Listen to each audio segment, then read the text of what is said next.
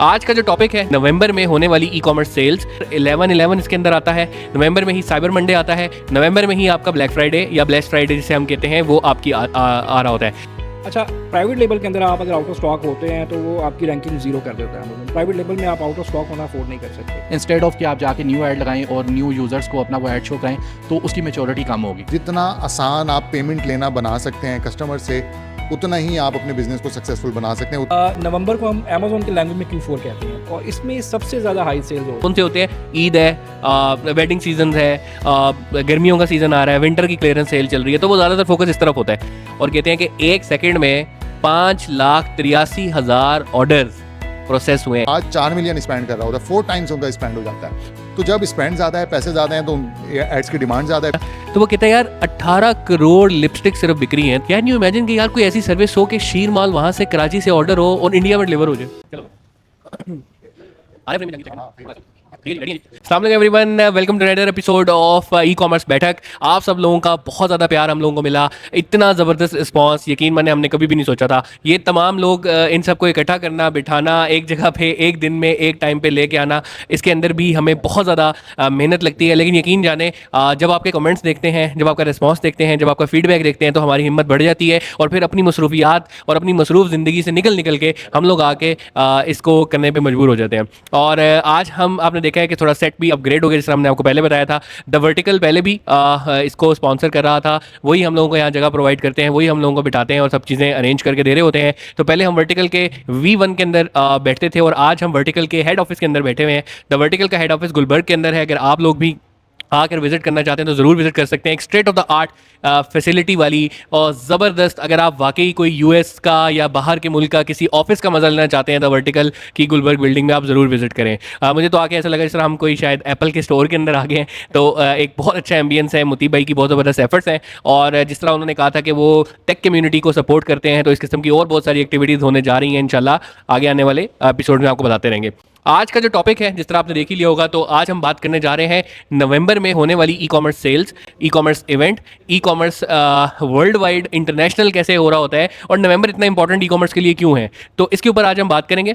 E commerce अगर आप देखते हैं नवंबर 11/11 इसके अंदर आता है। नवंबर में ही साइबर मंडे आता है। नवंबर में ही आपका ब्लैक फ्राइडे या ब्लैक फ्राइडे जिसे हम कहते हैं वो आपकी आ रहा होता है। ये क्या है, किस तरीके से इंपॉर्टेंट है, किस तरीके से इसके अंदर सेल्स लगती हैं, सेल्स लगाना क्यों ज़रूरी है, सेल से क्या फ़ायदा होता है, नवंबर का हम कैसे फ़ायदा ले सकते हैं, ये सब कुछ अगर आप जानना चाहते हैं तो आज का एपिसोड ई कॉमर्स बैठक का आपके लिए बहुत इंपॉर्टेंट होने वाला है। तो मैं शुरू करता हूँ फिर वलीद साहब आपसे। तो आप बताएं कि नवंबर को आप कैसा देखते हैं कि पाकिस्तान के अंदर भी अब ये होना स्टार्ट हो गया है। दुनिया में तो नो डाउट इसको सबसे ज़्यादा खड़ा करने वाला, अगर हम अमेरिका वाली साइड पर देखें तो ब्लैक फ्राइडे एक इवेंट है, लेकिन अगर हम चाइना वाली साइड पर देखें तो 11/11 सिंगल्स डेज भी कहते हैं। अली बाबा हर साल ही अपने ही रिकॉर्ड तोड़ देता है। तो इसके बारे में बताएंगे नवंबर क्यों इंपॉर्टेंट है और क्या इससे बेनिफिट ले सकता है एक पाकिस्तानी। अच्छा हैदर भाई, जिस तरह से ब्लैक फ्राइडे तो ज़ाहिर सी बात है बाहर के मुल्कों में चलता है, पाकिस्तान में इसको ब्लेस्ड फ्राइडे के नाम से जो है हम लोग सेलिब्रेट करते हैं। और चूँकि विंटर एक स्टार्ट होता है और बहुत सारे जो है इंटरनेशनल इवेंट्स जो है वो नवंबर में और आगे दिसंबर में हो रहे हैं, लाइक उसमें क्रिसमस है, न्यू ईयर है, फिर उनका क्रिश्चियंस का जो ब्लैक फ्राइडे आता है जिसको हम ब्लेस्ड फ्राइडे के नाम से भी यहाँ पे करते हैं। तो इस वजह से यहाँ पे बहुत सारी जो है ना वो सेल्स लगाई जाती हैं। बट ये रुझाना पाकिस्तान में भी आ चुका हुआ है क्योंकि पाकिस्तान की मार्केट भी जो है वो ई कॉमर्स में इन हो गई है और उसको देखते देखते पाकिस्तान में भी जो है वो बहुत सारी सेल्स लगना स्टार्ट हो गई हैं। अब हम लोग यहाँ पे फ़ायदा कैसे ले सकते हैं? अब बहुत रैपिड सेल्स हैं और नवंबर, दिसंबर, जनवरी, इन 3 महीनों में, मतलब आप ये समझ लें कि जो प्रीवियस 9 महीने में सेल होती है वो तकरीबन टोटल सेल आपकी इस 3 महीने में भी अचीव हो सकती है। बट इसको अचीव करने के लिए कुछ स्ट्रैटेजीज़ हैं जो कि आपको फॉलो करनी पड़ती हैं। पहली बात तो ये है कि नवंबर में 11/11 न्यू एंट्रीज़ जो लोग आते हैं, जो न्यू एंटरप्रेन्योर्स हैं, उनके लिए नहीं है। ये उन्हीं के लिए है जो कि एग्जिस्टिंग बिजनेस है या जो एक टाइम पीरियड सर्वाइव कर चुके हैं, क्योंकि उनको बेहतर आइडिया है कि हमने मार्केटिंग पे क्या स्पेंड करना है, हमने अपने लॉजिस्टिक किस तरह से कवर करने हैं, लॉजिस्टिक पार्टनर्स जो हैं उनको किस तरह से लाइन करना है, हमारी जो प्रोडक्ट्स हैं, जो उसकी इन्वेंट्रीज़ हैं वो हमने किस तरीके से मेंटेन करनी है। तो ये सारी चीज़ें इसको मद्देनज़र रखना पड़ता है। एक जो 11/11 है, 11/11 वाले दिन जिस तरह आपको भी पता है कि दराज भी बड़ी ह्यूज सेल लगाता है और बहुत सारे नंबर ऑफ ऑर्डर्स जो हैं उनके एक दिन के, और फिर इसी तरह से बहुत सारे ब्रांड्स हैं जिस तरह वार्ड है, सफ़ायर है और बहुत सारे ब्रांड्स हैं जो कि अपनी सेल्स लगाते हैं। अब इन सारी चीज़ों को कम्पीट करना, कंपटीशन में रहना बहुत जो है ना वो रिस्की भी है और न्यू कमर्स जो हैं उनके लिए तो बिल्कुल ये जो है नवंबर दिसंबर उनके एंट्री लेने वाला पॉइंट नहीं है। तो यहाँ पे बिल्कुल रेड ओशन है, जो आएगा वो डूब जाएगा। तो यहाँ पे वही सर्वाइव कर सकता है जिसका कोई थोड़ा सा एक्सपीरियंस है, जिसको पता है। और दूसरी बात, बहुत सारे लोगों का क्वेश्चन ये भी होगा कि जी हम लोग अगर लगाएं, सेल्स लगाएं तो मार्केटिंग स्पेंड क्या होना चाहिए। तो उस पर मैं थोड़ा सा गाइड कर देता हूँ कि मार्केटिंग स्पेंड यहाँ पे जो आपने मार्केटिंग करनी है ना, वो आपने न्यू जो है बिगनर्स या न्यू अगर आप एड चला रहे हैं तो वो नहीं चलानी। जो आपकी प्रीवियस एड्स चल रही हैं उसी को ही आपने रीटारगेट करना है, क्योंकि जब आपकी रीटारगेटिंग होती है तो जो लोग पहले उन एड्स को देख चुके होते हैं उनके मेच्योर होने के चांसेस ज़्यादा होते हैं। इंस्टेड ऑफ कि आप जाके न्यू ऐड लगाएं और न्यू यूज़र्स को अपना वो ऐड शो कराएं तो उसकी मेच्योरिटी कम होगी। तो आपने रीटारगेटिंग यहाँ पे करनी है। जो आपके प्रीवियस यूज़र्स ट्रैफिक आई, आपकी वेबसाइट पे आई, चेकआउट किया या ईमेल सब्सक्राइब किया, तो आपने उनको टारगेट करना है, उनके साथ लोकल लाइक ऑडियंस बनानी है। तो वहाँ से जो आपकी सेल्स हैं वो लीड जो मेच्योर होने के चांसेस है वो ज़्यादा होंगे। अरे जहांगीर, मुझे थोड़ा सा ज़रा बताना यार, ये नवंबर है तो नवंबर की जो तैयारी है, क्या वो ई कॉमर्स ब्रांड को पहले से करके रखनी चाहिए या ये कोई फिल्बदी है कि बस ठीक है यार बहती गंगा। और जिस तरह ये बता रहे हैं वलीद भी कि यार ऐसा नहीं है कि ये न्यू कमर के लिए नहीं होगा, आपको इसके लिए पहले से प्रिपेयर करना है। चाहिए जो पुराने बंदे बैठे हुए हैं, रीटारगेटिंग जिस तरह बता रहा है वो करनी है, तो उसके ऊपर हमें ज़्यादा जोर देना है। तो इसकी तैयारी कैसे करनी है, क्योंकि पाकिस्तान के अंदर अगर आप देखते हैं ना, सीजन्स कौन से होते हैं, ईद है, वेडिंग सीजन है, गर्मियों का सीजन आ रहा है, विंटर की क्लियरेंस सेल चल रही है, तो वो ज़्यादातर फोकस इस तरफ होता है। बट ई कॉमर्स चाहे वो किसी भी से रिलेटेड ब्रांड है, उसके लिए ईद सीजन ये सबसे बड़ा इवेंट नवंबर क्यों है, ये कैसे है, इसके ऊपर मैं चाह रहा हूँ थोड़ी सी रोशनी डालो। अच्छा, जैसे कि जितने भी बिजनेस ओनर्स हैं, ई कॉमर्स जो बिजनेस चला रहे हैं, उनको पता है कि ये जो ऑनलाइन इकोनॉमी है ना, ऑनलाइन का जो बिजनेस है, ये मेनली होता है डिस्काउंट ड्रिवन। आपको एक प्रोडक्ट बाजार में भी मिल रही है, लोगों का माइंडसेट ये होता है यार ऑनलाइन चेक कर, ऑनलाइन प्राइस कम होगी, डिस्काउंट मिल रहा होगा, कोई ना कोई डिस्काउंट दे रहा होगा, तो डिस्काउंट ड्रिवन है। अब चाइना ने, अलीबाबा ने इस चीज़ को बहुत अच्छे तरीके से कैश करना शुरू किया। उन्होंने देखा यार ये एक इवेंट हम बना सकते हैं, उन्होंने इवेंट क्रिएट किया और उन्होंने रिकॉर्ड तोड़ सेल्स की। मतलब अगर मुझसे ज़्यादा बेहतर नंबर आपको बताएं कि एक दिन की सेल में पाकिस्तान का जो कर्जा है ना, टोटल हमारा कर्जा, तो अगर अली बाबा की एक दिन की 11/11 की हम सेल देखें ना, तो पाकिस्तान का कर्जा एक दिन की सेल से उतर सकता पूरा है उतर विद सकता है। इंटरेस्ट। बिल्कुल ऐसा ही है। लास्ट ईयर कोई 167 बिलियन यूएस डॉलर्स की एक दिन में चाइना में अली बाबा, एक प्लेटफॉर्म की बात करें, अभी हम 110 प्लेटफॉर्म की बात नहीं एक करें, सिंगल एक प्लेटफॉर्म की बात करें, 167 बिलियन यूएस डॉलर्स की सेल, और कहते हैं कि एक सेकंड में 5,83,000 ऑर्डर्स प्रोसेस हुए हैं। एक सेकंड में पीक ऑर्डर्स जो देखें 5,83,000। तो खैर और नंबर्स बहुत हैं सर, वो डर जाएंगे जब शुरू में। क्रेजी नंबर्स यहाँ पे लोगों को पता चलना शुरू हुए, तो दराज वाज द फर्स्ट वन कि जिसने कहा कि नहीं यार हम लोग भी इस चीज़ को करते हैं। उन्होंने करना शुरू किया, वो सारी चीज़ें हुई, उसकी देखा देखी ब्रांड्स भी इस तरफ कूदना शुरू हुए। ब्रांड से फिर गलती क्या हुई, ब्रांड्स ने कहा कि नहीं यार ये तो एक इन लोगों का इवेंट है, हम लोग लगाते हैं, सेल हो जाएगी। मैं पर्सनली ऐसे ब्रांड्स को जानता हूँ कि जिन्होंने सेल लगाई अक्टूबर के एंड में, नवंबर के अंदर सेल के अंदर सारा माल सोल्ड करने के बाद वो दिसंबर के अंदर परेशान बैठे हुए कि यार हम अब आगे अपना बिजनेस कैसे सर्वाइव करें। क्यों? क्योंकि उन्होंने प्लानिंग नहीं की थी। तो अब हम आते हैं उस वाले पार्ट के ऊपर, तैयारी कब से शुरू करनी है। आपने इसकी तैयारी अपना जो फाइनेंशियल ईयर शुरू करना है ना, जुलाई से अगर आप शुरू करते हैं तो तब से, जनवरी से करते हैं तो तब से आपके कैलेंडर के अंदर ये चीज़ मार्क होनी चाहिए कि यार ये पूरा महीना है, इसके अंदर 11/11 की सेल है, ब्लैक फ्राइडे की, या जो भी आप इसको कर रहे हैं वो सारे होने चाहिए। न सिर्फ ये कि ये मार्केटिंग के हिसाब से होने चाहिए, बल्कि आपने इसकी प्रोडक्शन अगर आप कर रहे हैं, करवा रहे हैं, प्रोडक्शन प्लान होना चाहिए। अगर आप ऐसे ब्रांड हैं कि जो रिटेल ऑनलाइन दोनों के ऊपर ऑपरेट करता है, तो आपने इसको ये कोशिश करनी है कि कुछ ऐसा स्टॉक बनवा के रखें कि जो आपके ऑनलाइन के लिए हो, जो सिर्फ इस एक महीने के लिए हो। क्योंकि बिजनेसेस के लिए थोड़ा सा मुश्किल ये होता है कि कैश फ्लो मैनेज करना, एक्स्ट्रा इन्वेंट्री इन करना, जाहिर है वो पैसा बाउंड करने वाली बात है।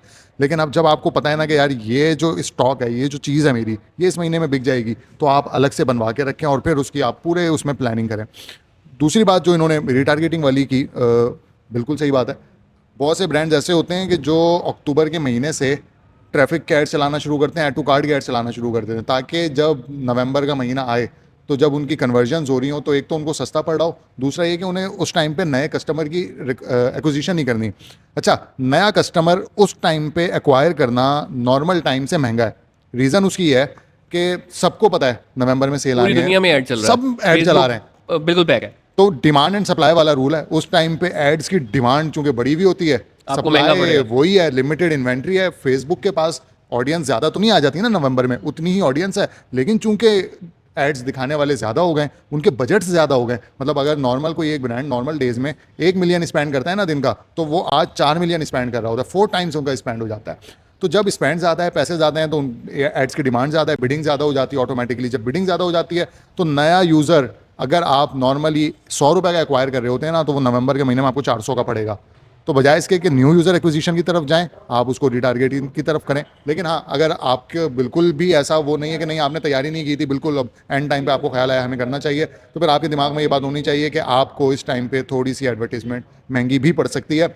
लेकिन ये जो टाइम होगा ना महंगी एडवर्टीजमेंट का, आप इसको कवर किस तरह करेंगे? आप अपनी टॉप लाइन से इसको बहुत अच्छे तरीके से कवर कर सकते हैं, क्योंकि जो वॉल्यूम इस महीने में जनरेट होना है ना, वो वॉल्यूम और किसी महीने में जनरेट नहीं हो सकता। बिल्कुल ज़बरदस्त, ये बड़ा अच्छी बात आपने की है कि जो वॉल्यूम इस महीने के अंदर जनरेट होना है ना, वो आपको किसी और टाइम पीरियड के अंदर जनरेट नहीं हो सकता। तो इसकी प्लानिंग बहुत ज़रूरी है। ये प्लानिंग ऐसी नहीं है कि आपने फिलबदी करनी है, इसके आपको साल पहले प्रिपेयर करनी है। मैं थोड़ी सी एग्जांपल दूंगा। जब जैक मा जो कि अली बाबा का ऑनर है, ब्रांड्स के साथ 11/11 के दिन रात को बैठ के सिर्फ वो कॉकटेल पी रहे होते हैं, कॉकटेल पी रहे होते हैं और वो इंजॉय कर रहे होते हैं, क्योंकि उसकी पूरे साल पहले प्लानिंग की। इवन मैं आपको एक एग्जांपल दूं कि कुछ इन्वेंट्रीज अली बाबा के कहने पे ब्रांड्स खुद बनाते थे और अगले पूरे साल उसकी प्राइस हैवी रखी हुई होती थी, वो कम नहीं था। तो कस्टमर के ध्यान में होता था यार ये जो जूता है ना ये बड़ा महंगा है, बट सिर्फ 11/11 के दिन एक फोमो क्रिएट करके एक दिन के अंदर वो उसके ऊपर ड्रास्टिक डिस्काउंट लगाते थे और मिलियंस ऑफ वर्थ की इन्वेंट्री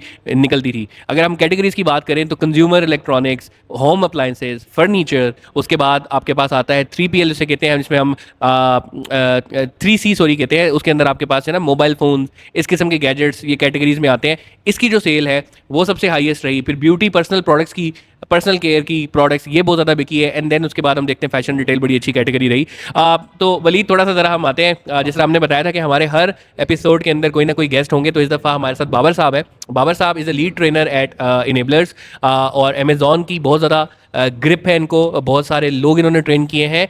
और अभी बात हम पाकिस्तान की कर रहे थे, थोड़ा सा हम ज़रा देखते हैं कि दुनिया में नवंबर किस तरीके से इंपॉर्टेंट है, अमेज़ॉन के ऊपर क्या हो रहा होता है। साइबर मंडे, यानी कि अमेज़ॉन का एक अपना ही उन्होंने 11/11 एक अपना ही उन्होंने इवेंट एक जो है क्रिएट किया है। ब्लैक फ्राइडे के फ़ौरन बाद साइबर मंडे उन्होंने बनाया। तो क्या लगता है सर, नवंबर कितना इंपॉर्टेंट रहता है अमेज़ॉन सेलर्स के लिए भी? अच्छा, सबसे पहले थैंक यू आपकी इनविटेशन का। अच्छा, as a Amazon seller multiple accounts, multiple products manage कर रहे हैं। नवंबर को हम अमेज़ॉन की लैंग्वेज में Q4 कहते हैं और इसमें सबसे ज़्यादा हाई सेल्स होती हैं। अच्छा, इसमें आपके पास जैसे वलीद ने बात की कि एग्जिस्टिंग न्यू सेलर्स की जगह मुश्किल बनती है, इन्वेंट्रीज के इशूज़ होते हैं। जो न्यू सेलर होते हैं आपके, उनके लिए जो एग्जिस्टिंग सेलर है उसका फ़ायदा ये होता है कि आप इन्वेंट्री अच्छी क्विकली सेल कर सकते हैं। Large number of some time कुछ प्रोडक्ट आपकी स्टक होती हैं प्रीवियस मंथ्स में, उनको आप निकाल सकते हैं। और सबसे ज़्यादा इवेंट जो है अमेरिका के, लाइक क्रिसमस है, ईस्टर है, वो आपका नवंबर दिसंबर में आता है। आपकी सेल्स हाई होती हैं, आपके जो सेल्स के गोल्स हैं वो अचीव होते हैं। इन केस खुदा ना खास्ता आपकी कोई इन्वेंट्री स्टक हो गई है, उसके निकलने के चांसेस बहुत ज़्यादा होते हैं। हम इसको अमेज़ॉन की लॉन्च ज़बान में कैलेंडर लॉन्च भी कहते हैं। और अगेन इसमें हमें पहले से प्रिपरेशन करनी पड़ती है 3 मंथ्स पहले से। एक तो इन्वेंट्री, क्योंकि हम सारी अलीबाबा से ले रहे होते हैं, उस पे हमें उसका manufacturing time, delivery time by sea by road हम करते हैं, तो 40 दिन का एक टाइम होता है। तो इसके लिए अगर आप पहले से प्रिपेयर हैं तो आप पार्टिसिपेट कर सकते हैं। अदरवाइज एकदम जंप इन करेंगे तो मुश्किल होगा। लेकिन अगेन कि आपने लार्ज सेल्स पकड़नी है, और मैंने क्योंकि 3 साल अमेज़ॉन कस्टमर केयर में भी काम किया हुआ है, तो वहाँ पे भी इस इवेंट के अंदर सबसे ज़्यादा हाई सेल्स होती थी। मतलब डेली मैं एक अकाउंट मैनेज करता था रिफर्बिश लिस्टिंग का, कंप्यूटर का, तो उनकी डेली की सेल तकरीबन 1000-1500 यूनिट कंप्यूटर्स की जाती थी स्पेसिफिकली इसके अंदर। तो ये as Amazon seller international community में भी, Q4 में भी ये सेम चीज़ वहाँ पे भी आती है और उतनी ही इंपॉर्टेंट है। और इसको अगर आप टाइमली टारगेट करें तो आप बहुत अच्छा रेवेन्यू जनरेट कर सकते हैं। इवन आपकी डेड प्रोडक्ट्स जो इसमें चल पड़ते हैं। अच्छा, डेड प्रोडक्ट्स भी आप कह रहे हैं कि ये इवेंट, यानी कहने का मकसद ये है कि एक ग्लोबल फिनोमिना है, ग्लोबल लोगों का एक जो मूड है वो है इस तरफ कि हाँ यार हमने शॉपिंग करनी है, और उनको भी ये होता है कि यार लोगों ने डीलें लगानी है, डीलें लगानी है, और सारा साल इस तरह की डील नहीं मिलेंगी जो हमें इस टाइम पीरियड के अंदर मिलेगी।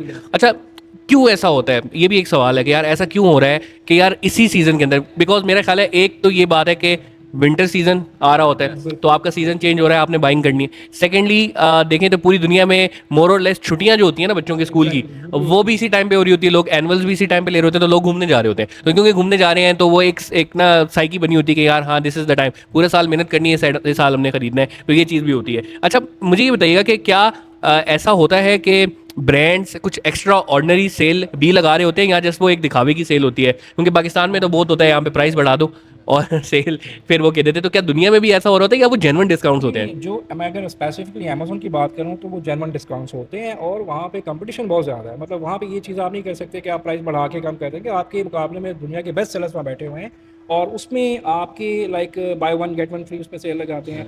और अगेन अमेजोन आपको अलाउ करता है जी आप 5 से 50% तक मैक्सिमम सेल लगा सकते हैं, मतलब ब्रेक इवन से आप नीचे नहीं जाएंगे, ये रूल है उसका। तो वो आपकी जेन्युइन सेल्स होती हैं, प्लस अमेजोन पे हल्की प्रोडक्ट सर्वाइव नहीं करती, आप लो क्वालिटी प्रोडक्ट में नहीं आप बेच सकते। तो सेल्स जो मैंने देखा है वो अच्छी लगती हैं, अच्छी प्रोडक्ट होती हैं, और बहुत सारे ब्रांड्स आपको बहुत अच्छा डिस्काउंट दे रहे होते हैं, specially by one get one free, या आपके कूपन चल रहे होते हैं, प्रमोशन चल रही होती हैं, लाइटिंग डील्स भी होती हैं, तो वो जेन्युइन होती है। मतलब जैसे मैं अगर बात करूँ पाकिस्तान की, तो वहाँ पे थोड़ा सा सिनेरियो चेंज है, ऑडियंस मैच्योर है, और उनकी प्रोडक्ट की क्वालिटी A+ होती है, तो वहाँ पे मैं कहूँगा कंपैरेटिवली बेहतर थोड़ा रुझान है यहाँ पे। अच्छा बाबर भाई, ये तो सारी हो गई लेवल 11 के पॉइंट ऑफ व्यू से। इसमें थोड़ी सी ना कुछ क्वेश्चंस जो कि नॉर्मली स्टूडेंट्स के भी होते हैं, मतलब आप मुझे स्टूडेंट ही समझे अमेजोन का, तो उसमें समटाइम ये देखा गया है कि जैसे ही सितंबर स्टार्ट होता है ना, तो अमेजोन के एक तो अकाउंट्स बनने बंद हो जाते हैं, उनकी अप्रूवल्स नहीं मिलती। फिर दूसरा ये देखा गया है कि नवंबर दिसंबर स्पेशली ये 2 महीने, और जनवरी भी ऐसा मंथ है जहाँ पे अगर आपको न्यू लिस्टिंग्स क्रिएट करते हैं तो वो लिस्टिंग्स भी क्रिएट नहीं होती, ठीक है। फिर तीसरी चीज़ ये आ जाती है क्योंकि FBM और FBA दोनों चीज़ें, दोनों मॉडल्स लोग साथ साथ लेके चल रहे होते हैं, तो उसमें जो इन्वेंट्री है उसको किस तरीके से मैनेज करना चाहिए। समटाइम ये देखा गया है कि ऑर्डर्स तो बहुत ज़्यादा आ रहे होते हैं, बट उसके साथ साथ अमेजोन की सस्पेंशन भी बहुत ज़्यादा आती है, जिसमें वो एक 3 करके कोई सस्पेंशन है, जिसमें कोई आपकी फेक प्रोडक्ट्स है, सेक्शन 3 है, सबसे कॉमन रीज़न है वो सेक्शन 3 वाला।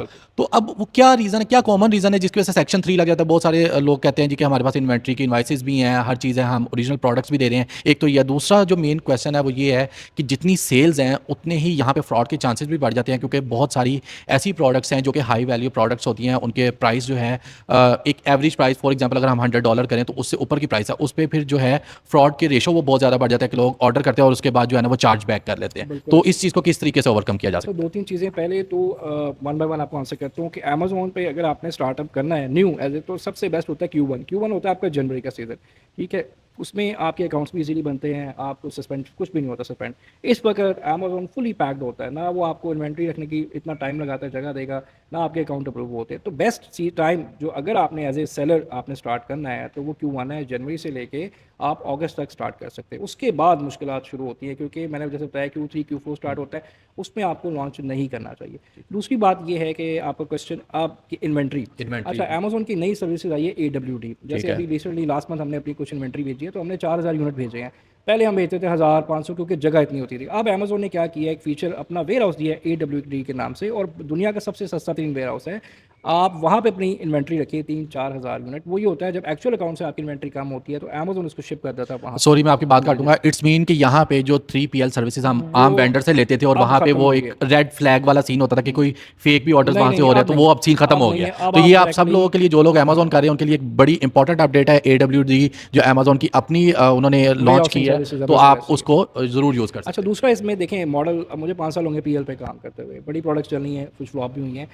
इसमें 2 मॉडल, एक प्राइवेट लेबल और है एक होलसेल, ये सबसे जेन्युइन है। इसके अलावा आर्बिट्राज या अगर मैं ड्रॉप शिपिंग, तो वो लेजिट में नहीं आते, जिसमें अमेज़न आपके अकाउंट सस्पेंड करता है। ये जो आप बात कह रहे हैं सेक्शन 3, ये जी। लगता है कि आप किसी की प्रोडक्ट उठा के वाइट लेबल कर दें चाइना से, ठीक और है। वहाँ पे जब इनवॉइस मांगे तो आप इनवॉइस नहीं दे सकेंगे। बहुत सारे स्टूडेंट के साथ इशू है। हम हमेशा नेबल्स के प्लेटफॉर्म से यही बात करते हैं कि यार आप लीगल मेथड्स पे काम करें, आप प्राइवेट लेवल पे काम करें, होलसेल पे, जिस पे आप प्रूफ दे सकें। जिस चीज़ों पे आप प्रूफ नहीं दे सकेंगे, डेफिनेटली आप SOP फॉलो नहीं करेंगे, तो वहाँ पे आपके अकाउंट सस्पेंड होंगे। अच्छा, आखिरी क्वेश्चन आपका एक और था, वो क्या था, आपने क्या पूछा था अभी?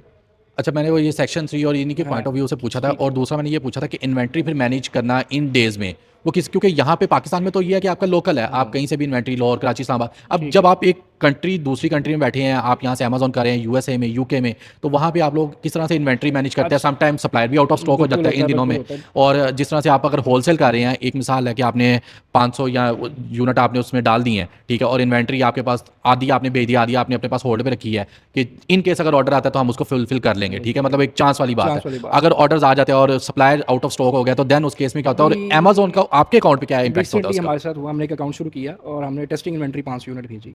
अच्छा, प्राइवेट लेबल के अंदर आप अगर आउट ऑफ स्टॉक होते हैं तो वो आपकी रैंकिंग 0 कर देता है अमेज़न। प्राइवेट लेबल में आप आउट ऑफ स्टॉक होना अफोर्ड नहीं कर सकते, ठीक है। इसका तरीका ये है जो हमने रीसेंट प्रैक्टिसेस की हैं कि अब हम इन्वेंट्री प्रोडक्ट जब फाइनल कर लें, सारे प्रोसेस हो जाए, तो कम से कम 1000 यूनिट की टेस्टिंग करें, इससे नीचे ना करें, आपकी रैंकिंग नहीं होगी। देखिए 500 यूनिट अमेज़न रैंकिंग में आपको ले जाएगा, ठीक है। उसके बाद अगले 500 आपको पॉजिटिव ROI की तरफ लेके आते हैं, तो कम से कम 1000 यूनिट की इन्वेंट्री आप ऑर्डर करते हैं। इन्वेंट्री आपने ऑर्डर कर दी है, आपने वीकली बाय वीकली आपने देखना ऑर्डर रेशो आपकी क्या आ रही है, उसके अगेंस्ट आप कैलकुलेशन करके कितने दिन में इन्वेंट्री बनेगी, आपकी डिलीवरी देखें, बाय सी 40 दिन लगते हैं, बाय रोड भी 40 से 45 15 दिन आपकी इन्वेंट्री बनने में लगते हैं बिल्कुल अलीबाबा से, ऐसे ही ठीक है। और ये टाइम आपने कैलकुलेट रखना है कि आपने कितनी देर में इन्वेंट्री आपकी लैंड होगी अमेरिका में। और फिर वो क्यूसी में भी तो अमेजोन टाइम ले 10 जाता है दिन ना इन आपकी दिनों होगी, में, तो वो तो वैसे आपने ही occupied 50 से होता है। 60 दिन का मार्जिन रख के आपने जो है इन्वेंट्री लगवानी है। पहली इन्वेंट्री अगर आपकी लग गई है 200-250 आपके यूनिट निकल गए हैं, आपके सामने नंबर्स आ जाएंगे, यार मेरी इतने दिन में 3 यूनिट सेल हो जाएंगे, तो आपको फौरन ऑन इन्वेंट्री ऑर्डर प्लेस कर देना है। दूसरा, आपने जैसे लास्ट मंथ चाइना की हॉलीडेज चल रही थी, आपने ये भी ज़हन रखना है कि जब चाइना में हॉलीडेज होती है वो काम नहीं करते, कोई काम नहीं पकड़ते ना इन्वेंट्री बनाते हैं। आपने ये भी ज़हन रखना है कि इन्वेंट्री अगर ऑर्डर करने लगे हैं तो वहाँ पे कोई छुट्टियाँ तो नहीं है, अगर वो छुट्टियाँ तो फिर आपके लिए एक और बड़ी प्रॉब्लम आ जाएगी। बिल्कुल ऐसे ही। और अमेजोन का प्राइवेट लेबल के अकाउंट के अगर आप डी रैंक होते हैं तो जितना पैसा आपने पीपीसी पर लगाया है वो भी वो गया। आपको दोबारा से लगाना पड़ता है, ये इम्पैक्ट पड़ता है। लेकिन अगर मैं बात करूँ होलसेल मॉडल पे, उस पर ऐसा कोई इम्पैक्ट नहीं, आप आउट ऑफ स्टॉक हो भी जाएँ, लेट भी हो जाए तो उस पर इम्पैक्ट नहीं पड़ता। लेकिन as a private label seller बहुत ज़्यादा इम्पैक्ट पड़ता है। तो हमें इन्वेंट्री की जो री मैनेजमेंट, उसको री इन्वेंट्री करना है, उसकी कैलकुलेशन बड़ी हमारे पास होनी चाहिए और सप्लायर हमारे हाथ में होना चाहिए। इट्स मीन कि इंटरनेशनल करने के लिए प्रॉपर कैलकुलेशन होनी जी, चाहिए, जी, वरना जी, जितना जी। प्रॉफिट है उतना ही रिस्क भी वहाँ पे इन्वॉल्व है। टाइमलाइन बहुत मैटर बिल्कुल करती ऐसे है। ही। ज़रा सी आगे पीछे हुई तो आप क्लाइंट को क्या जवाब देंगे, यार ये चीज़ आप एज ए मैनेज कर रहे हैं अकाउंट तो मुश्किल होता है। तो बिल्कुल, टाइमलाइन बहुत ज़्यादा मैटर करती है। आपके चाइना में लिंक्स बड़े अच्छे होने चाहिए, जैसे हमारे अपने एजेंट्स हैं तो हमें पता है चीज़ कहाँ से कितने जी। दिन बनवानी है, उनके साथ डील कैसे करना है, कहाँ पे फिर आपकी शिपिंग प्राइसेस बड़ी मैटर करती है, जैसे टैरिफ लगा है उसका बिल्कुल इम्पैक्ट है। तो बहुत सारी कैलकुलेशन देखनी पड़ती है। क्लाइंट को आपने एक पैसे का हिसाब देना है, तो ज़रा सी कोई चीज़ आपने मिस प्लान की वो हज़ारों डॉलर में चली जाती है। ठीक हो गया। अच्छा, यहाँ पे हैदर भाई आपसे है, क्योंकि इंटरनेशनल मार्केट के तो हमने बात कर ली कि किस तरीके से जो है आप लोग 11 कवर कर सकते हैं या ये मंथ्स कवर कर सकते हैं। अब चूंकि आपका एक बहुत ह्यूज एक्सपीरियंस है इस लोकल ई कॉमर्स इंडस्ट्री में, आपने बहुत बड़े बड़े ब्रांड्स के साथ काम किया है, तो उस लेवल पे तो नहीं हम जाते, लेकिन अगर कोई एंटरप्रेन्योर्स ऐसे हैं जिन्होंने स्टार्टिंग की है या मिड लेवल पे हैं, वो किस तरीके से अपने इस Q4 के जो सफ़र है उसको सक्सेसफुली जो है वो लेके चल सकते हैं? मार्केटिंग बजट क्या होना चाहिए, इन्वेंट्री किस तरह से, और दूसरा यहाँ पे पाकिस्तान में जो ये मसला आता है ना सबसे ज़्यादा इस Q4 में, वो इन्वेंट्री और मार्केटिंग से भी हट के लॉजिस्टिक का आता है। ठीक है कि नंबर ऑफ ऑर्डर्स तो आ जाते हैं, बट वो जब रिटर्न्स आती हैं तो वो जितना लोगों ने सोचा होता है कि यार ऑर्डर आ गए रातों रात और इन्वेंट्री आउट ऑफ स्टॉक हो गई, और फिर उसके हफ्ते 2 हफ्ते बाद जैसे ही ऑर्डर्स रिटर्न आने लगते हैं तो वो वापस इन्वेंट्री रीस्टॉक में आना शुरू हो जाती है। तो वो किस तरीके से इस चीज़ को कवर अप कर सकते हैं? अच्छा, इसमें ऐसा है कि पाकिस्तान की ज़ुमरे में ना इसको हम Q2 कहते हैं, क्योंकि हमारा साल स्टार्ट होता है। ठीक अच्छा, Q2 Q1 भी आप थोड़ा सा बता देते हैं आपको। Q4 का मतलब है क्वार्टर फोर, क्योंकि साल अमेजोन का जनवरी से स्टार्ट हो रहा होता है तो इस वजह से जनवरी से दिसंबर तक आते हुए वो हर 3-3 महीने का एक क्वार्टर होता है, तो वो Q4 बन जाता है, यानी कि इनका लास्ट क्वार्टर है ये। हमारा क्योंकि फिजिकल ईयर जो स्टार्ट होता है बिजनेस का वो जुलाई से स्टार्ट होता है, तो इसलिए हमारा ये बनता है सेकंड क्वार्टर, इसमें अक्टूबर नवंबर दिसंबर आ रहा होता है। अच्छा, इसमें होता ये है कि ऑर्डर की प्लानिंग तो हमने कर ली और सारी चीज़ें कर ली, लॉजिस्टिक एक वाकई बहुत इंपॉर्टेंट फैक्टर है इसके अंदर ना। इसमें सबसे बड़ा जो इशू जो रिटर्न बढ़ने की है ना वो ये है कि इस वक्त हर बंदे का, हर ब्रांड का इतना ह्यूज वॉल्यूम होता है ऑर्डर्स का, जिसको मैनेज करना ना कुरियर के लिए इजी नहीं होता। मतलब फॉर एग्जांपल, अगर एक कुरियर की कैपेसिटी है 1 लाख पार्सल्स पर डे के हिसाब से प्रोसेस करना, और उसने मैन पावर भी उतनी रखी हुई है, ट्रस्ट मी इस वक्त कुरियर के पास 10 से 15 लाख ऑर्डर, उस कैपेसिटी वाले की मैं बता रहा हूँ, इसकी 1 लाख की कैपेसिटी है, उसके पास वो ऑर्डर आ जाता है। अच्छा, उसको पता है कि मेरी कैपेसिटी नहीं है, बट वो फिर भी उठाया जाएगा, रखे जाएगा, फेंके जाएगा। बहुत सारे कुरियर इसमें माल प्रैक्टिस भी करते हैं, वो उठाते हैं, लाते हैं, रखते हैं, फेंकते हैं, डंप करते हैं, और उसके बाद कुछ अर्से बाद आपको ला के दे देते हैं, दिसंबर में स्पेशली। और आप देखेंगे आपका दिसंबर का जो कैंसिलेशन रेट है, सॉरी रिटर्न रेट है, वो बहुत ज़्यादा वो होगा। normal days से उसकी रीज़न यही है कि वो उन्होंने डिलीवरी, अच्छा कस्टमर से आप पूछेंगे ना तो कस्टमर कहेगा कि यार मेरे पास तो कोई आई नहीं, मेरे पास तो किसी ने पूछा ही नहीं, तो ये इशू बहुत आने वाले हैं। तो इसकी प्लानिंग कैसे होती है? इसकी प्लानिंग ऐसे होगी कि आप जिस तरीके से इन्वेंट्री की प्लानिंग कर रहे हैं ना, वैसे ही आप कुरियर्स की भी प्लानिंग कर रहे हैं। जहाँ आपके 2 कुरियर हैं, आपने 10 कुरियर कर दिए, फिर कुरियर को इंसेंटिवाइज कर दिया, फिर कुरियर के साथ बैठ के आपने प्रोजेक्शन की है। मुझे याद है मैंने और जहांगीर ने बैठ के ऑलरेडी हमने कुरियर के साथ मीटिंग कर ली, हमने उनको बता दिया भाई इतने पार्सल तुम्हें देंगे, be prepare for that and be ready. यही हमारे साथ लास्ट ईयर भी हुआ, बट हमने एक कुरियर को कुछ मुख्तलिफ कुरियर को ऐसे अलाइन किया हुआ था कि वो ये कह रहे थे यार ये कुरियर हमारा पार्सल तो नहीं उठाने आ रहा, बट हमारा एक दिन में 14-14, 15-15 हज़ार पार्सल भी उसने उठाया है। और लेकिन deliver हैदर किया भाई यहाँ पे तो देखिए, अब आप लोग का तो एक वेल नाउन ब्रांड है ना, तो उठा लिया, लेकिन यहाँ पे आके ना थोड़ा सा जो है वो कोरियर वाले भी कर जाते हैं, जो एक न्यूली एंटरप्रेन्योर्स या जो आम मेरी तरह के बंदे हैं ना, वो उनके साथ निगलेक्ट कर देते हैं, उनके ऑर्डर्स को वो उतनी प्रायोरिटी नहीं देते। अभी भी समटाइम हमने देखा कि अगर सफायर की सेल लग जाए, फॉर एग्जांपल मैं अगर डाइवो के थ्रू पार्सल देता हूँ, सफायर की सेल लग जाए तो वो हमारे ऑर्डर्स निगलेक्ट करने शुरू कर देते हैं। कस्टमर्स का क्वेश्चन आता है जी कि ऑर्डर तो आया ही नहीं है, ठीक है, जबकि ऑर्डर पिक करके वो ले गए होते हैं। अच्छा, इसका एक तरीका है, वो तरीका ये है कि वो इंसेंटिवाइज आप कस्टमर को देना स्टार्ट कर दें। फॉर एग्जांपल आपकी प्रोडक्ट है 2000 की, आपका 20% रिटर्न रेट आपको पता है ना, तो आप उठा के ना 15% डिस्काउंट दे दें उस बंदे को जो आपको जैस कैश से या ऑनलाइन पेमेंट कर देगा। और कोरियर के साथ जो आप अकाउंट खुलवाएं ना, वो आप खुलवाएं नॉन COD। और इस आपका कोरियर तो आपका फुल चोक होता है, लेकिन नॉन सीओडी पार्सल आप post office, by the way post office की सर्विसेज बहुत अच्छी हैं। जी, आप बिल्कुल, पोस्ट- बिल्कुल, और बिल्कुल, सस्ती बहुत भी अच्छी हैं। हैं। आप पोस्ट ऑफिस के थ्रू उसको यूज़ करें, वो खाली बैठा हुआ है। अच्छा, ठीक है? सॉरी मैं आपकी यहाँ पे बात काटूंगा, फिर बहुत सारे लोगों का क्वेश्चन आना है कि पोस्ट ऑफिस अकाउंट कैसे ओपन करवाते हैं। तो उसके लिए मैं आपको बता दूं, पोस्ट ऑफिस का एक क्राइटेरिया है कि आपके पास एक स्टाम्प पेपर होना चाहिए, उसके ऊपर एक अंडरटेकिंग होगी, और उसके साथ आपके पास जो आपका जो भी ब्रांड है उसकी स्टैंप होनी चाहिए, और एक वो श्योरिटी बॉन्ड लेते हैं। ठीक है, वो ये चीज़ें आप उनकी रिक्वायरमेंट पूरी करें, और आप किसी भी पोस्ट ऑफिस से जाके आप अपना सीओडी अकाउंट ओपन करवा सकते हैं।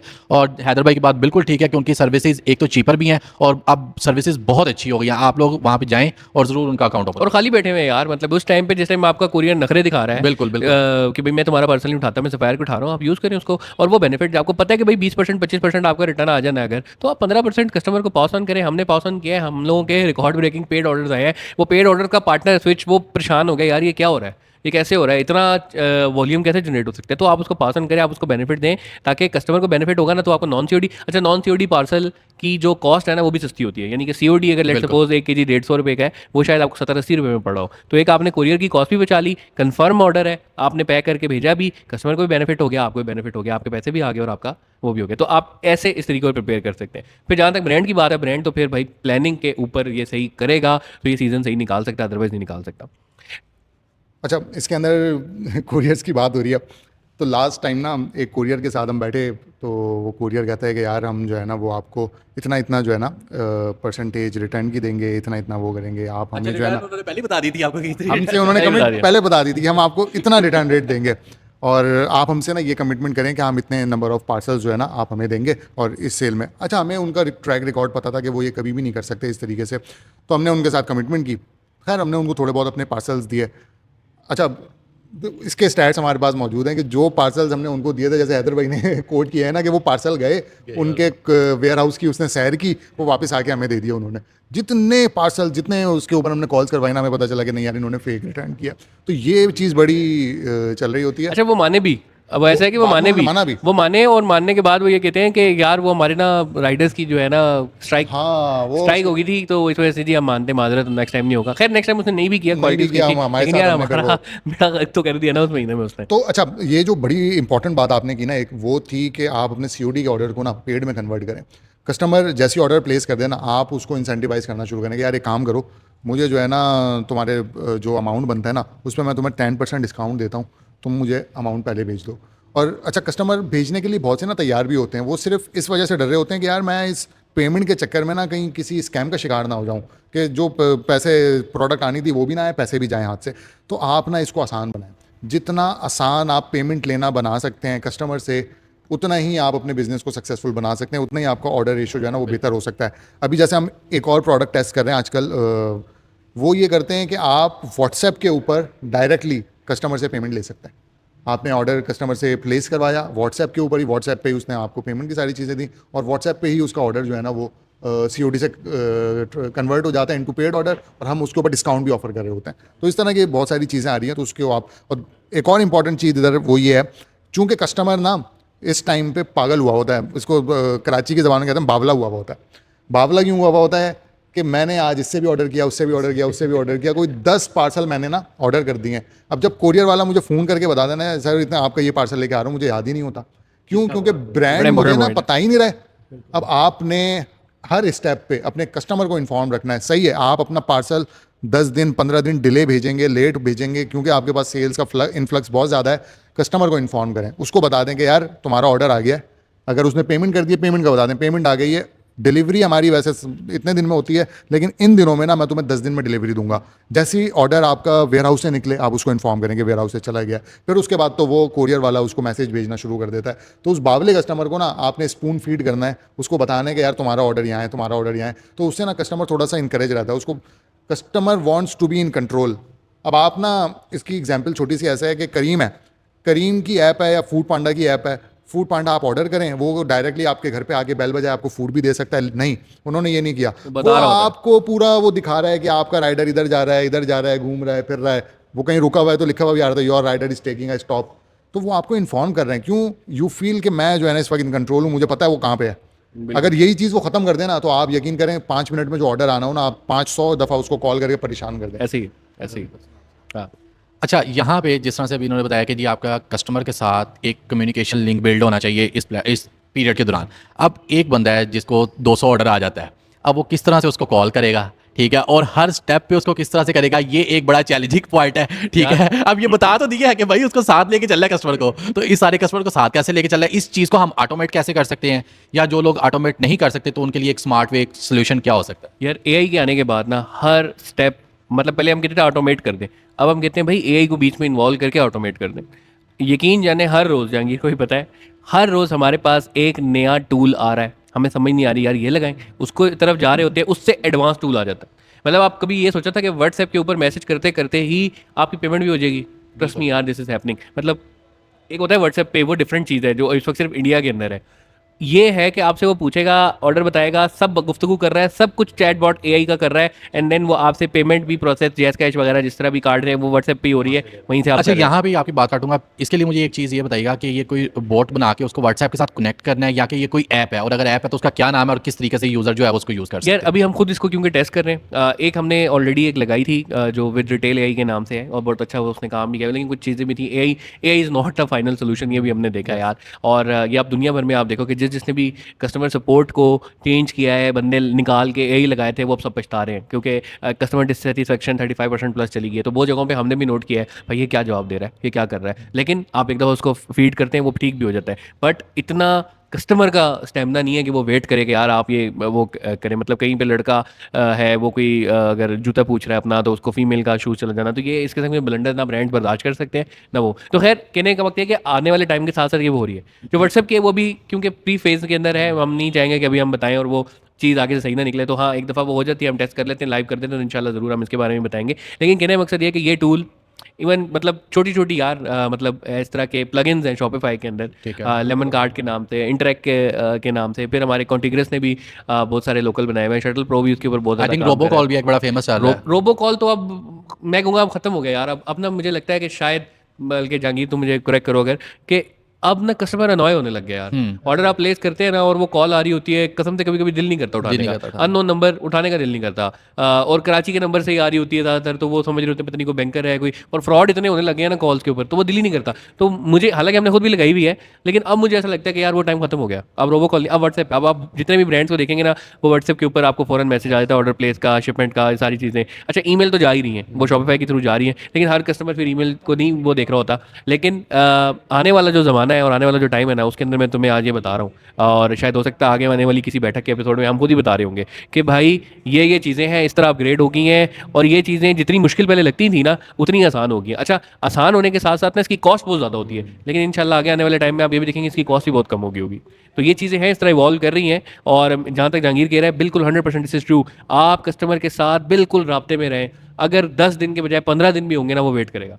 लेकिन अगर आप राब्ते में नहीं होंगे ना, तो वो 10 मिनट का सफ़र उसको 10 घंटे अच्छा, दिन ये लगेंगे। तो हैदर भाई आपने बता दिया कि किस तरीके से हम ऑटोमेट कर सकते हैं, लेकिन यहाँ पे अभी भी एक स्टेप मिसिंग है जिसको हमें खुद से उसको कॉल करके कंफर्म करना पड़ता है, और वो सबसे बड़ा इशू पाकिस्तान में है एड्रेस वेरिफिकेशन का। क्योंकि एड्रेसेस लोग बहुत गलत दे देते हैं, ठीक है, उसको आपका रोबोट भी जो है वो वेरीफाई नहीं कर सकता, ना वो कोई मैसेज भेजेगा, ठीक है, वो हमें खुद से करने पड़ते हैं। और इस चीज़ को कैसे टैकल अच्छा, इसका भी मसले का ना बहुत ज़्यादा, अब मैं कहूँगा कि सोल्यूशन निकला है। वाकई ये बहुत बड़े मसले थे, कोई लाहौर को लाहौर, लाहौर, और पता नहीं क्या क्या, कोई उर्दू में लाहौर लिख रहा होता था।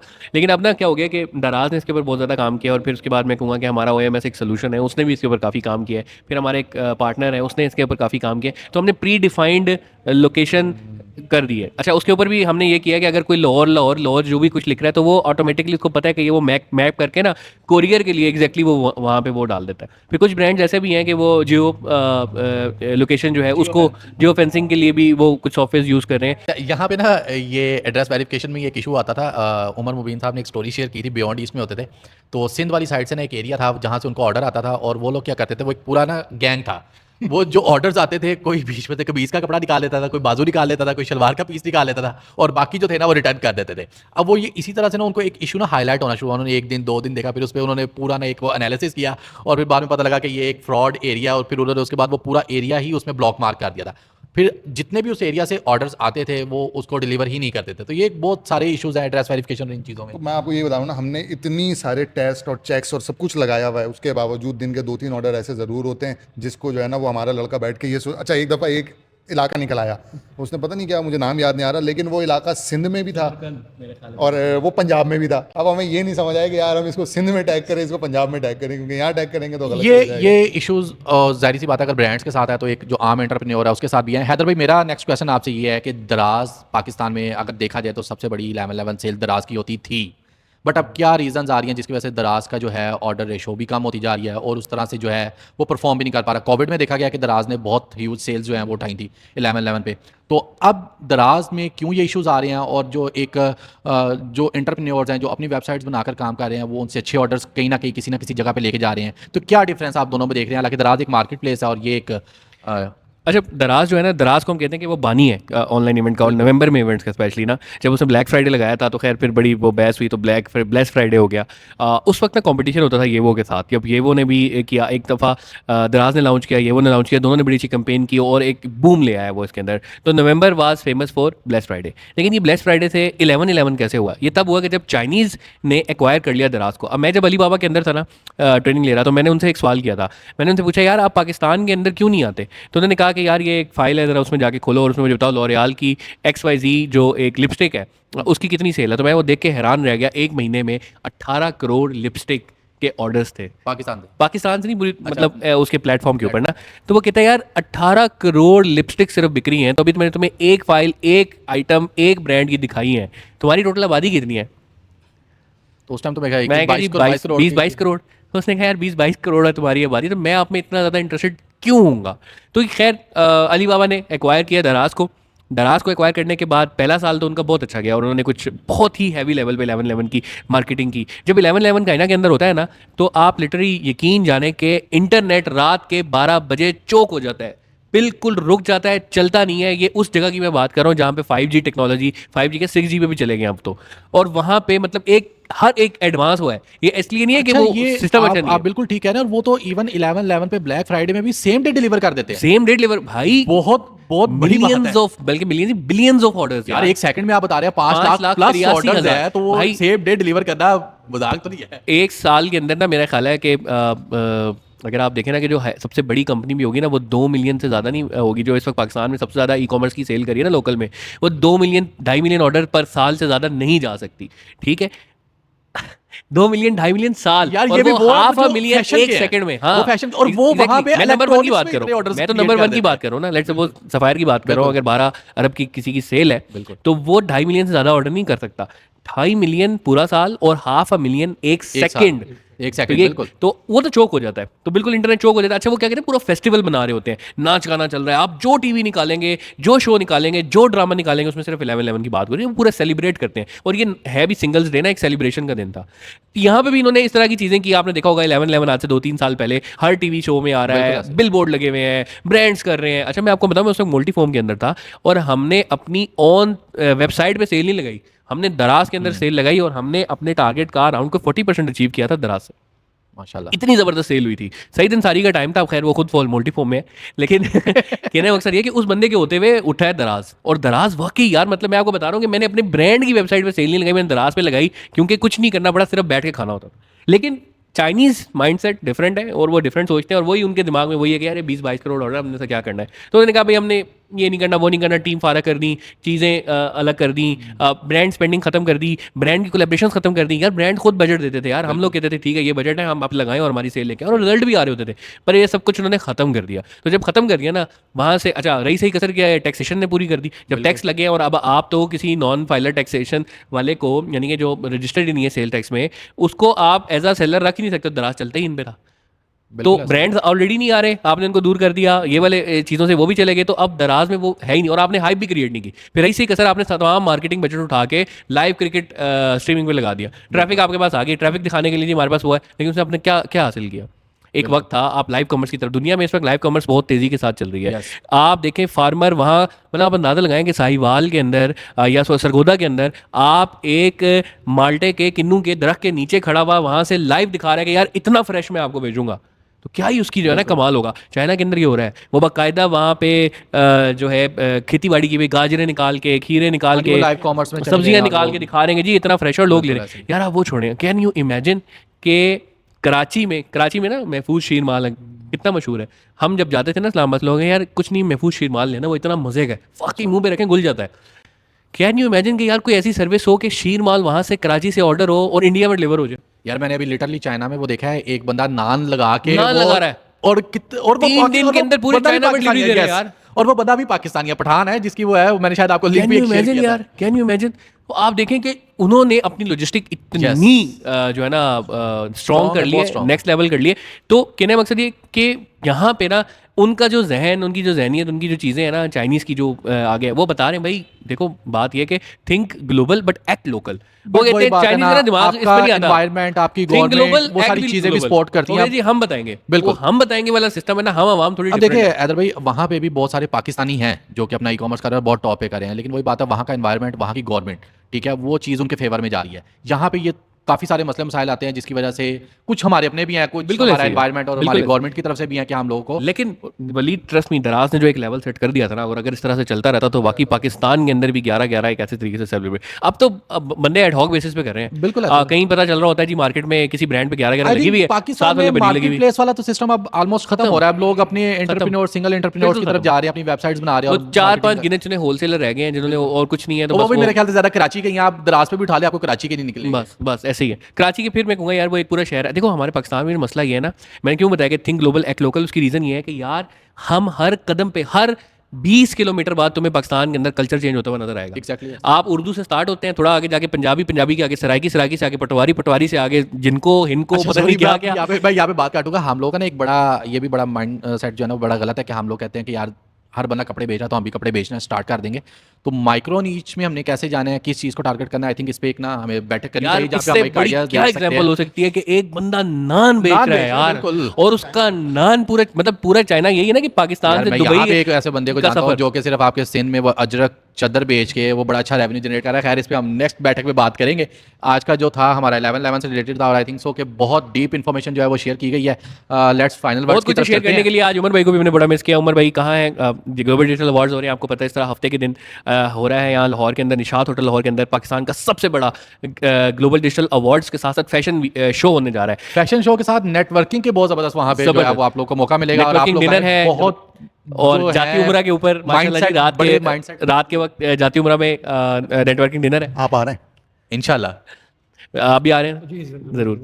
तो मतलब कहने का मकसद ये कि पाकिस्तान में इससे पहले कभी नहीं हुआ यार। I am really excited because fashion show होने जा रहा है, मॉडल्स रियली मतलब रैंप पे वॉक कर रहे होंगे, और यार आप अभी पाकिस्तान के बड़े बड़े models. Best coming events in Lahore या पाकिस्तान का ले तो जीडीए, आई थिंक भाई जीडीए ने, मैं कहता हूँ जो लेवल लास्ट टाइम भी अचीव किया था ना, और निशात के मेरा ख्याल है वो 3 से 4 हॉल है, तो इस दफ़ा तो वही चारों हॉल इकट्ठे हैं। तो क्या रैम बना होगा, क्या ही मतलब वो इवेंट लास्ट टाइम भी इतना था कि मैं देख के भी हैरान रह गया। मैं यार उमर भाई ये कैसे, तो मेहनत कर रहे हैं जी। आज भी वो इस वजह से नहीं आ सके, कल भी बल्कि हमारी आज की बैठक से इतना ही, फिर सैटरडे वाले दिन हम लोग इनसे मुलाकात करते हैं इंशाल्लाह नेक्स्ट एपिसोड में हम बल्कि और आपको इन्फॉर्मेशन बता रहे होंगे। आई होप आप लोगों को बैठक अच्छी लगी होगी, आपने आज बहुत कुछ सीखा होगा। हमने थोड़ा सा अमेजॉन का भी टच देने की कोशिश की, आपको ग्लोबल में किस तरीके से 11-11 की सेल हो रही होती है उसके बारे में बात की, चाइना किस तरीके से कर रहे हैं, पाकिस्तान में किस तरीके से कर रहे हैं, हम किस तरीके से प्रिपेयर कर रहे हैं। तो इस सब के ऊपर बड़ी ज़बरदस्त गुफ्तगू रही। इस बैठक से इतना ही, इंशाल्लाह मिलते हैं अगले एपिसोड में। अस्सलाम वालेकुम।